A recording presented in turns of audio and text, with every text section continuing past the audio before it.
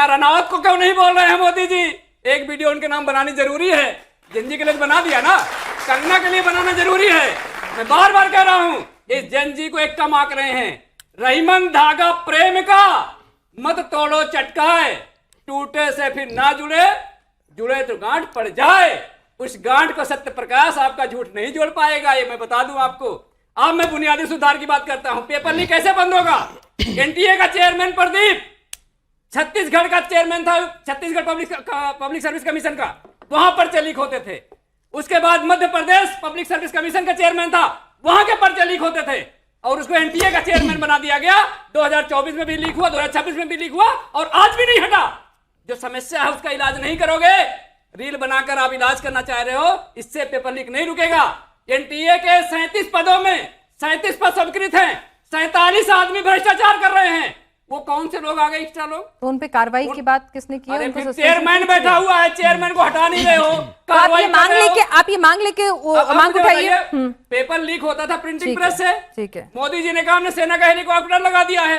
Helicopter तो paper लेके जाएगा ना, प्रिंटिंग प्रेस में थोड़ा ना हेलीकॉप्टर पर अब की बार तो पेपर सही रहा ना, नहीं लीक हुआ सही रहा? और आगे पेन एंड पेपर को उसको कर रहे हैं। 669 नंबर से 139 हो गए 2 घंटे में, 2 घंटे में। ये इनका सही रहा। ठीक है, आपसे का सवाल जो टर्न बाय टर्न, पक्ष से बोला, विपक्ष से बोला, फिर पक्ष से, फिर विपक्ष से। टर्न, मैं ईमानदार हूँ, है ना? ठीक है, 10 सेकंड में मैं लास्ट बात पूरी 10 में कौन सी बात पूरी होती है? लास्ट चलो ठीक है, डन। भारतीय जनता पार्टी चोरी के लिए रिसर्च करती है, अच्छा, डेवलपमेंट और इनोवेशन करती है, इसीलिए इन्होंने इसके लिए एक स्पेशल सेल बना दिया। इनोवेशन तो कल प्रदर्शन में आपने भी किया। डेवलपमेंट और इनोवेशन मैं बता रहा हूं कि भारतीय जनता पार्टी चोरी किस तरह से करती है। राम मंदिर में चोरी कर लेगी, ज्ञान के मंदिर में चोरी कर लेगी, रुक रहा कुछ नहीं है। और आप सनातन के साथ क्या करते हैं, भगवा के साथ क्या करते हैं, पप्पू यादव को साधु के वेश में बना के क्या मैसेज देते हैं? शिकायत उनके खिलाफ भी हो गई है। बस 10 सेकंड पूरे हो गए, 10 सेकंड पूरे हो गए और नहीं मिलेंगे, एक्सटेंशन नहीं है। नहीं हो गया, 10 सेकंड कम, 10 सेकंड बोल लिए, अब रुक जाइए। और मैं एक बात फिर से दोहराऊंगी, आपके पास माइक है भाई साहब, मेरे पास भी माइक है, चीखोगे नहीं तब भी टीवी में उतनी आवाज जाती है। नहीं, गुस्से में आ गए, आप थोड़ी गुस्से में हो, है ना? ये चीखने चिल्लाने का माहौल ना बनाओ। ठीक ठीक, अब हम आगे बढ़ते हैं और अरे बस बस बस बस काम की बात करते हैं। देखिए, ये जो डिस्कोर्स से भटक कर रिटोरिक्स पर जा रहे हैं, वो काम हमें नहीं करना। ना वो मोदी जी कर रहे, ना वो भारतीय जनता पार्टी की प्रवक्ता करने वाली है। मुझे यहाँ पर बैठी एक युवती ने पूछा था कि प्रोटेस्ट के बाद बदलाव क्या हुआ है, आप हमको ये बताइए।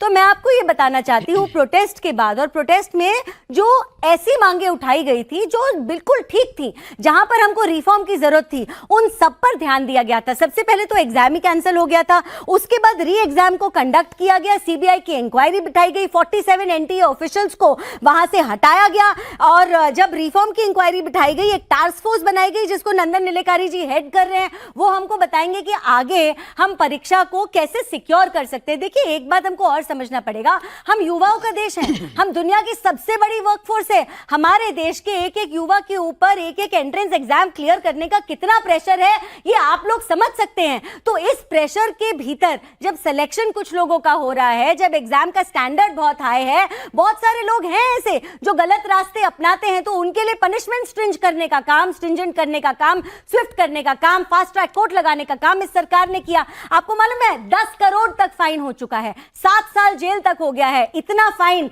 किसी के मर्डर पर भी नहीं होता, इतना जेल टर्म, लाइफ टर्म जो इनके ताहिर हुसैन को 28 बार किसी के अंदर छुरा घोंप के उसकी हत्या करने के लिए मिला है, उतना बड़ा टर्म है। मैं इसलिए बता रही हूं, कानून और फास्ट ट्रैक कोर्ट तो बहुत सारे मुद्दों पे हैं चारू प्रज्ञा जी, पर मर्डर रेप रुकते नहीं हैं, तो इसीलिए कानून सख्त हो जाने से काम नहीं होगा, कहीं ना कहीं सिस्टम को लीक प्रूफ बनाना होगा, वो ज्यादा जरूरी है क्योंकि सजा तो बहुत बड़ी बड़ी होती है, फास्ट ट्रैक कोर्ट भी होते हैं। सिस्टम को ही इंप्रूव करने की हम बात, लेकिन चारू जी इसमें भी कोई दो राय नहीं है ना कि छात्रों को सड़क पे उतरना पड़ा, इस्तीफा बार बार मांगना पड़ा, दबाव बनाना पड़ा, ठीक है, उसके बाद आपने कोर्स करेक्शन किया, लेकिन कहीं ना कहीं आप लोगों ने भी आने में, इसको एड्रेस करने में देरी की।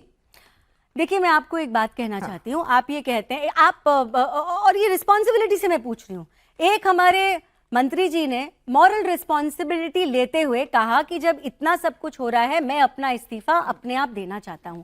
लेकिन क्या एक इंसान को हटा देने से नीचे से लेकर ऊपर तक के हर एक सिस्टम का बदलाव हो जाएगा क्या?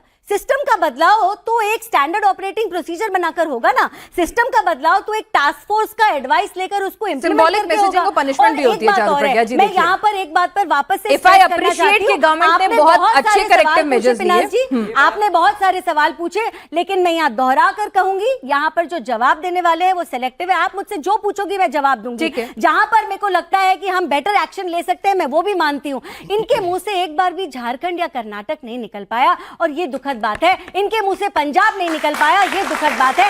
आपका standard of measurement of integrity ये देखकर नहीं बदल सकता कि कहां आपका फायदा हो रहा है।